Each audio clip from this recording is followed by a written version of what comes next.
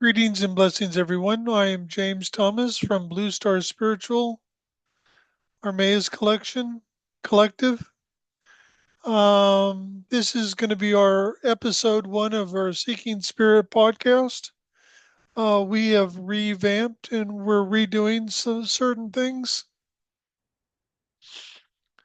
Now, we will have from time to time different guest hosts or co hosts, such as Chris Marshall and Janice, my wife Janice, and different people.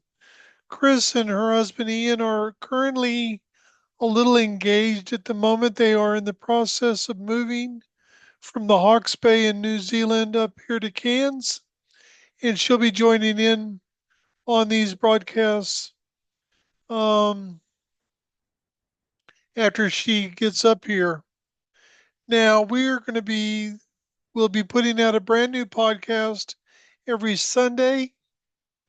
Um, and we'll also be doing interviews. We've already got our first interview lined up. We will, so we'll be doing interviews. We'll have different topics that we'll cover.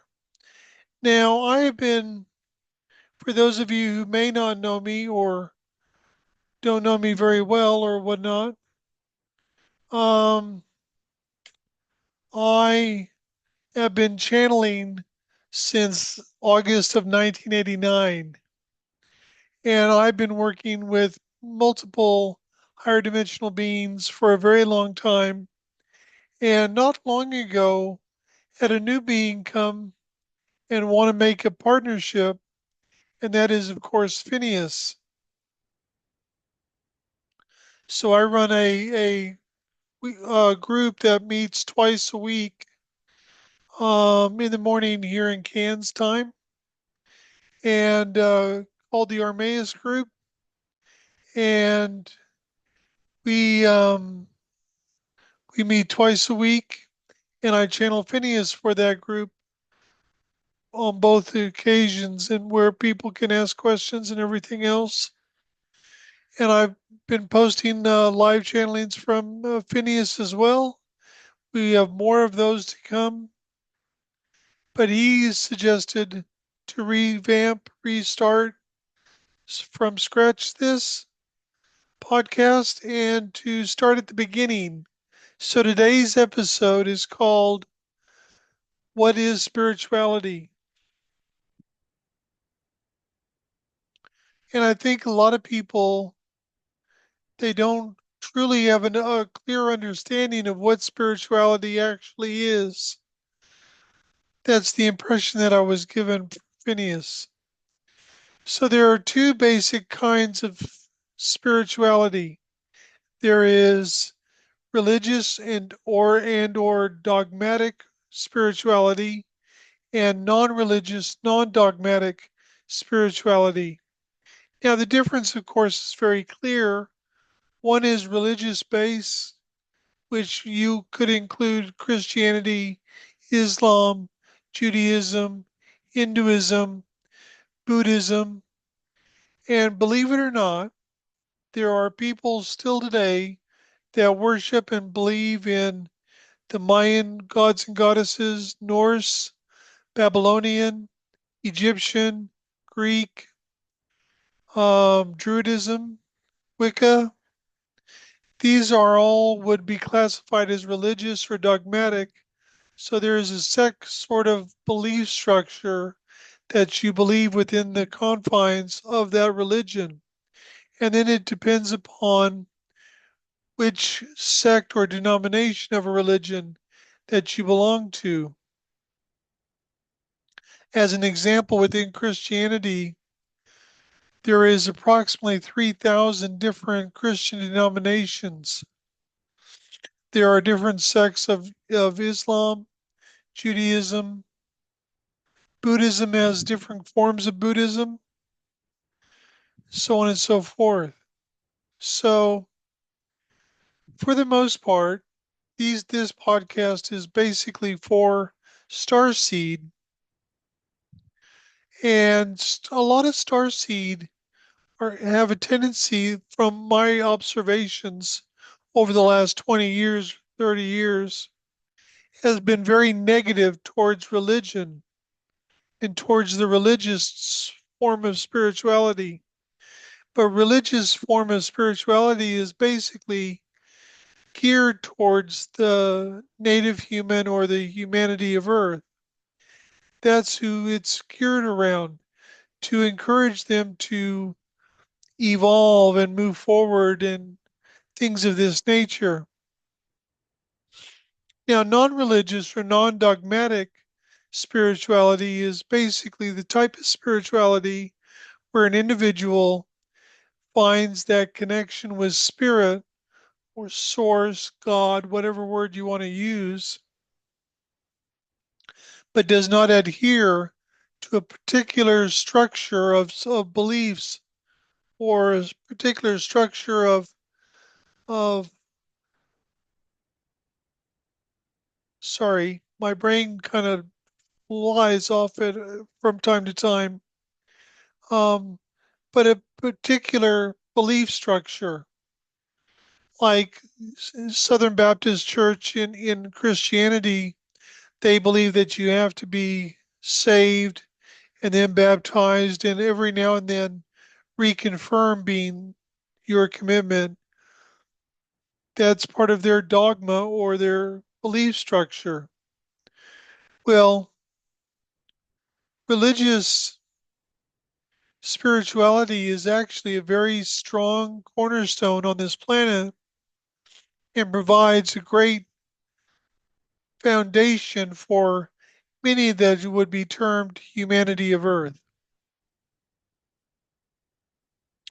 With my wife and I, my wife Janice and I, we loved it. We love to travel, and we've been all over the world in so many different places. One of our favorite things to do is to go in, like when we're in Europe, the UK, places like that. We love going into the churches and the sacred, what we term the sacred places. So we've been in everything from the Vatican to the Rosslyn Chapel in southern Scotland, the Basilica of St. Mary Magdalene and Notre Dame in Paris. One of my favorite sacred places is actually the Church of the Spilled Blood, Russian Orthodox Church in St. Petersburg, Russia. Now, we've also been in the Church of St. Peter in Tiberias, Israel, the Church of the Annunciation in Nazareth, the White Mosque in Nazareth. We've been in the Blue Mosque and the New Mosque in Istanbul, Turkey, the Gold Mosque in Singapore. And each one of these sacred places, Christian, we've been in a Hindu temple, Buddhist temples. Every time we find ourselves going into a church, a mosque, a temple, whatever, we say prayers. We do activations and say prayers. Now, these ancient churches, mosques, so on and so forth, they were not designed by chance. They knew things back then that has been lost over time. And there's a connection that goes through all of these things, all of these sacred places. It's interesting. There was a show I loved watching many years ago called Highlander, and they've done several movies. Um, so the characters of Highlander were immortal, and the only way you could kill a Highlander or an immortal was to cut their head off. But there was only one place where you could not do this, and that was in holy ground, which would be classified as a church. Now, we've had amazing experiences in some of these places, which I won't get into right now. But it's like I think one of the issues is there is this common philosophy among star seeds that we are all one. We are all connected, but we are actually individual aspects of a greater whole. So, what one person would be very much connected to Christianity, another person would be very connected to Islam or Judaism or whatever. Some are more connected to the paganism. Others are more connected to, I've got a personal relationship with God or source, and that's all I need. Spirituality at its core is very simple. It is your connection with God or source. Now, within Christianity, they've got a phrase that it would be great if more people would have adhered to it, but it's let go and let God. Just turn everything over to God. For myself, my wife, our phrase is let go and let source.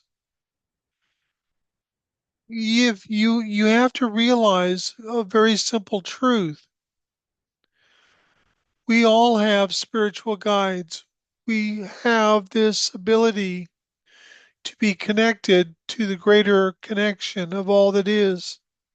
Now, as I said, we are unique individual aspects of a greater whole. Throughout throughout all of creation, there is a golden cord. This golden cord goes through the heart center of every living thing in the universe. So that connects us on that level, but we still have our individual attributes, our individual aspects, our individual beliefs, our individual pathways. It's kind of like, as an example, on July 2nd of this year, my wife and I celebrated our 24th wedding anniversary. Our life path is very much connected, is very much in line with each other. But there are aspects of her pathway that is totally unique to her, and same with me. That does not mean that we're not connected.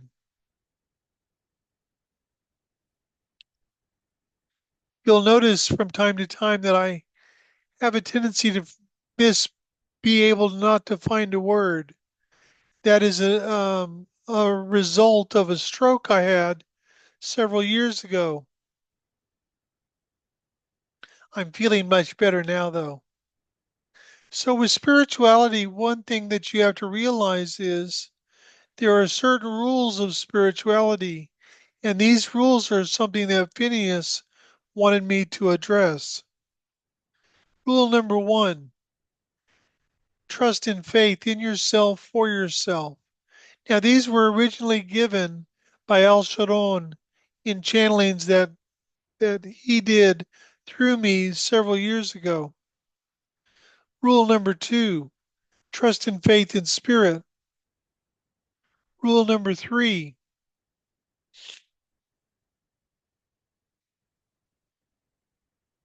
trust your intuition, gut instinct, however you want to call it.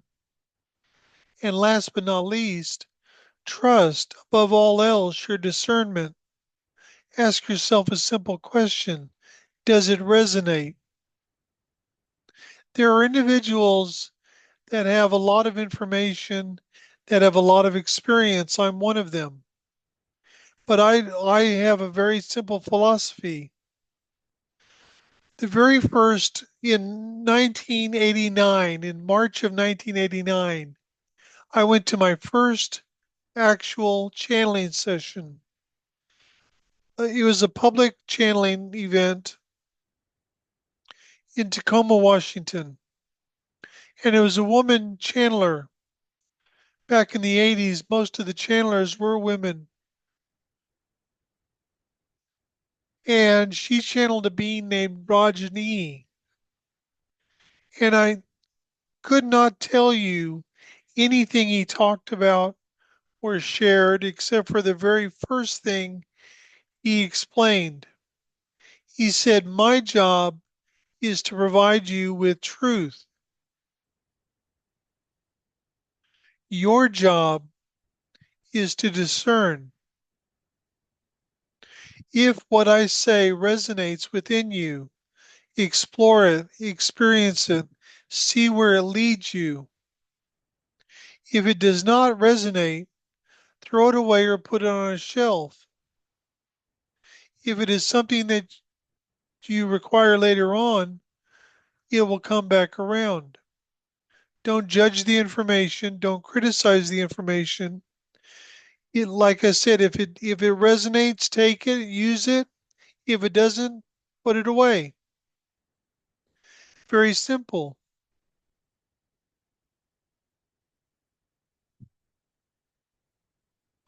So all of a sudden we find ourselves in a situation where our world is in the throes of a lot of turmoil.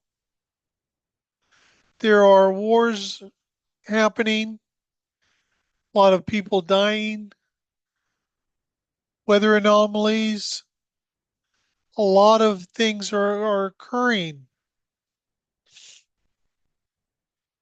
That is another topic for another time, but my point is this. Now is the time that you need to step back and let go and let source. Trust in the process.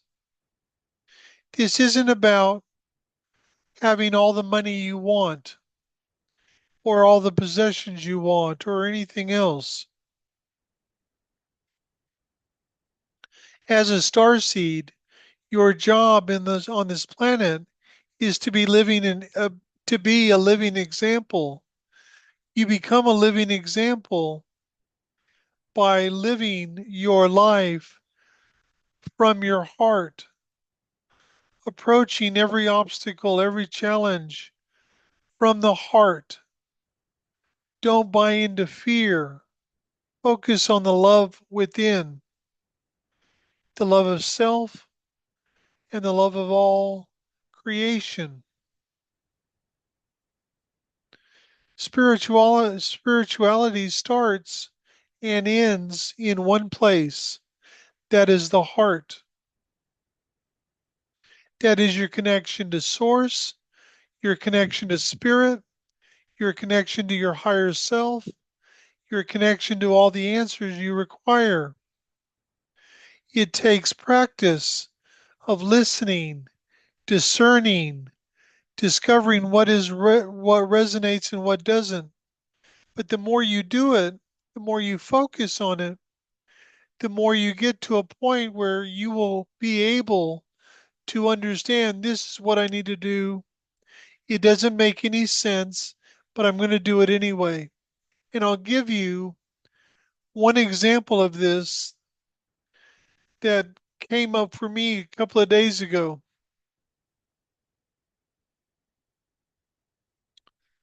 Probably one of the most challenging experiences that I've had in my life was my stroke. Now, that happened on the 1st of March, 2021. But let me go back just a little bit further.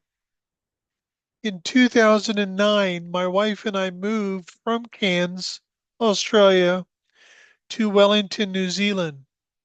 We lived in Wellington until 2017 when we moved to Dunedin, New Zealand, down on the South Island. I love New Zealand. Janice was born there. We were very happy where we were living. Great house, great location, everything. And our son came to live with us from Turkey, where he had been living with his partner and her two children. Things had happened and he had to come back and so on and so forth. That's a long story. So His partner comes, he finally gets a visa, his partner and her two kids, and they come and they move in with us. So now there's all of a sudden we've got four adults and two kids, two young kids living in one house. Not a good thing. So we're telling our son, you need to you guys need to move out and find your own place to live. And then we realized they didn't have a rental history in New Zealand. So we decided to move back to Cairns and allow them to rent our house to build up a rental history. We thought we'd be gone about 6 months. This was in October of 2019. Actually, it was 5 years ago today because today is Saturday the 5th here. Um, and of course, by March of 2020, everything was locked down. Australia, New Zealand, you couldn't go anywhere. We all of a sudden found ourselves in a position where we couldn't go back to New Zealand. So we remained here in Australia. And then, of course, I had my stroke. Now, us moving back here and letting our son and his partner rent our house, that's the guidance that we had received. Now, when you receive guidance, they don't go, now, this is what you need to do. This is the guidance we're giving you. And here, sit down and we'll explain everything to you. That doesn't happen. Trust and faith. So I have my stroke. I'm in hospital for 9 weeks and 2 days.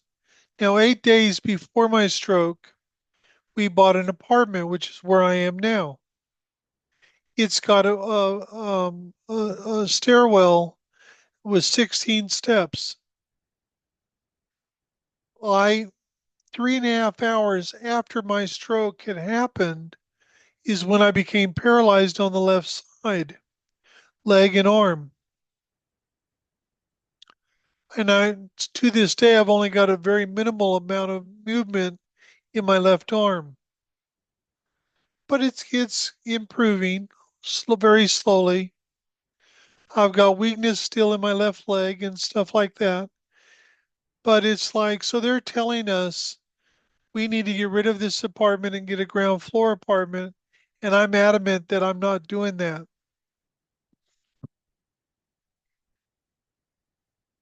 So while I was still in hospital, a social worker did the paperwork for NDIS. For those of you who are not here in Australia, that's an acronym for the National Disability Insurance Scheme. They don't have it in New Zealand or America, places like that, but they've got it here in Australia. So I was in hospital all that time. I got out. I had to relearn how to walk, everything else, and I'm doing fine. I've even started driving again. I'm recovering very well. I keep moving forward, which is really wonderful.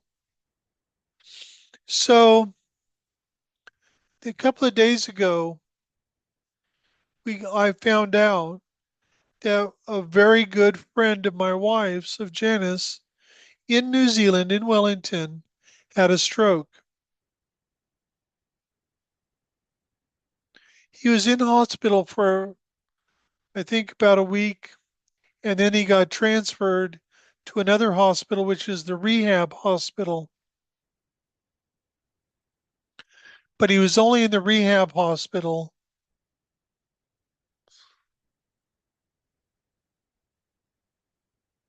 less than a week. There would not have been enough time for him to learn everything that you learn when you're recovering from a stroke. So because of his home, they now have to do renovations on his home so that he can live in his home again. and he's staying with friends. And then I got to thinking about all of this, and I realized a simple truth. There's only one real rehab hospital in New Zealand, and that's in the Wellington area. And then I realized if we had been living in New Zealand when I had my stroke,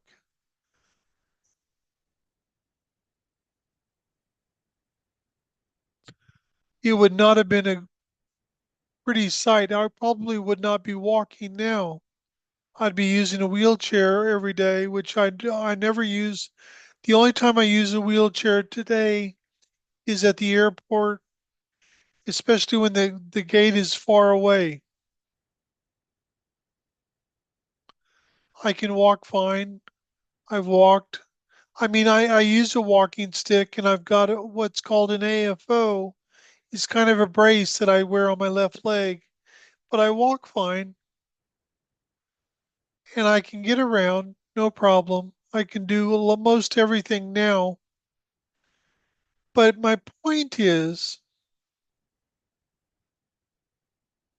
we're here and I've had all of this support in my recovery because I'm in Cairns, Australia. And we're here in Cairns, Australia because we were guided to let my son and his partner rent our house. Spirit knows what's coming on your life path. They will guide you, they will give you clues, they will give you breadcrumbs, but you've got to be open to discovering it. You have to be open to find it.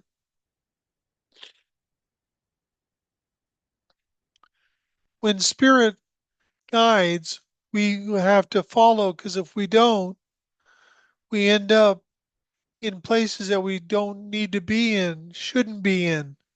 Now, some people feel sorry for me because I had a stroke. I don't. It's part of my life path to have had this stroke. Now, that may sound like it's cruel or mean or whatever, but it's true. And I'm at peace with it because I had the most amazing discovery when I had my stroke. I had my stroke. I'm sitting in hospital. I get transferred upstairs onto the rehab ward, and then I become paralyzed on my left side. I now can't do anything for myself. I can't get up and go to walk to the toilet. I can't literally do, I can't dress myself. I can't do anything except lay there.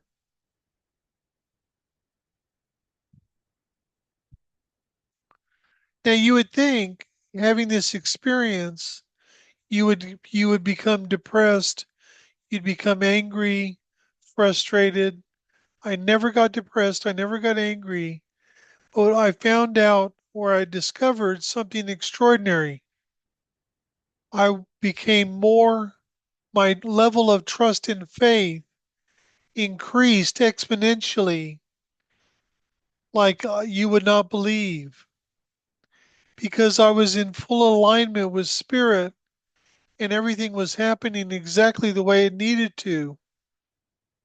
So I had to let go and let source get out of the way and trust that I'd be given everything I needed.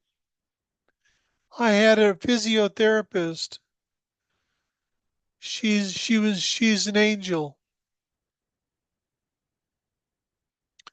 She's the only woman besides my wife ever allowed to smack me on the ass. She would do it as she was teaching me how to walk again.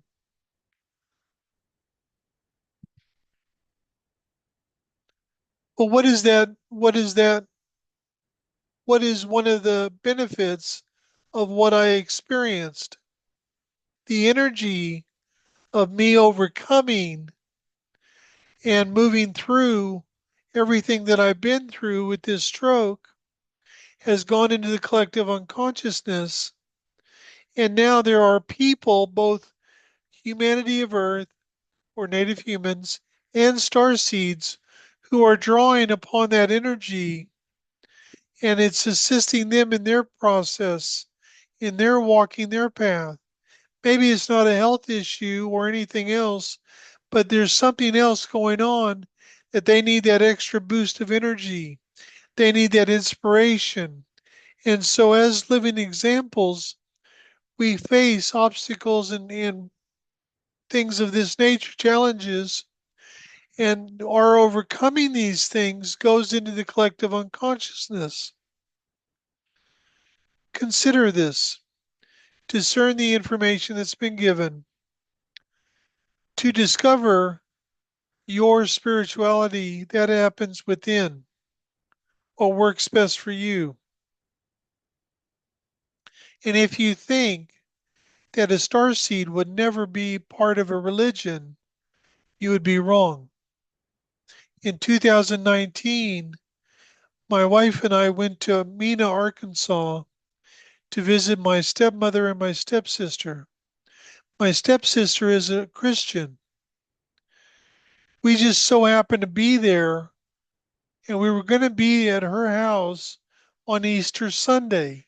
So she invited us to go to church with her. We never have a problem going to a church. We don't generally go, but I mean, in that situation, we had no issue with it. We're like, yep, no problem. What I discovered was that the minister for her church is a full-blown starseed, extraordinary gentleman, filled with so much compassion and love, and really assisting a lot of people in a massive way, but a full-on starseed.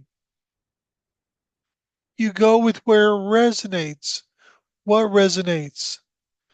Don't discount anything because somebody else said something or because so and so said this. Let me explain to you.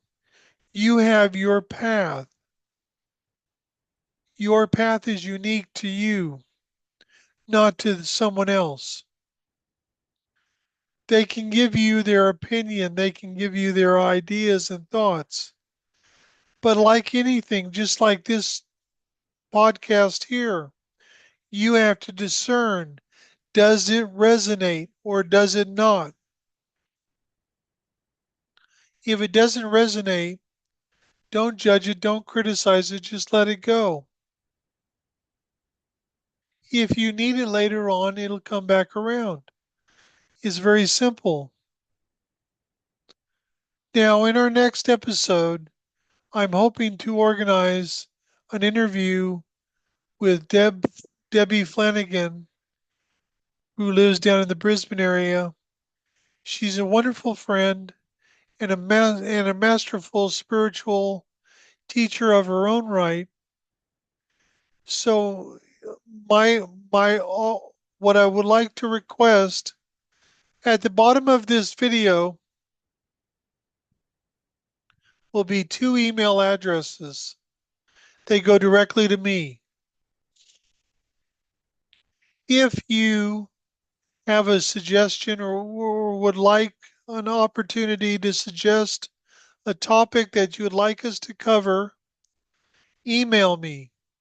If you are a spiritual practitioner of some sort and would like to connect with me and have a discussion, we can see about possibly interviewing you on our podcast. Again, my name is James Thomas from Blue Star Spiritual Armais Collective, and this is the Seeking Spirit podcast. Much love and many blessings. Kota karatamata, shana karatamata.